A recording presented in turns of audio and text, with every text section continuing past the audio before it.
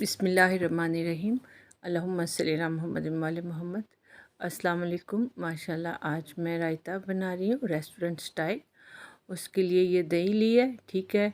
धनिया और पुदीना ले लिए हैं 3-3 चम्मच, और ये 2 चम्मच मैंने दही डाल दी है, ठीक है। और ये है सब्ज़ मिर्च एक, और ये जो बाकी स्पाइसेस हैं इनमें है लहसुन का पाउडर हाफ़ टी स्पून, नमक 1 टीस्पून, गरम मसाला हाफ़ टी स्पून, और ये सुरख मिर्च दड़ा ये भी हाफ़ टी स्पून, ठीक है। अब मैं ये जो सारे स्पाइसेस हैं इनको डाल के इसमें, और साथ सब्ज़ मिर्च, और इनको मैं जार में डाल के और मैं इसे चला दूँगी और अच्छी तरह इसे पीस लेना है, ठीक है। तो ये माशाल्लाह पीस लिया।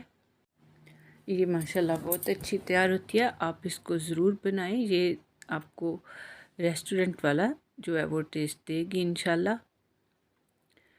तो अब मैं इसमें जो है ये बाकी की दही भी मिक्स करके, तो ये इसकी जो फाइनल लुक है ये माशाल्लाह आई है। तो ठीक है, दुआओं में याद रखिए। अल्लाह हाफिज़।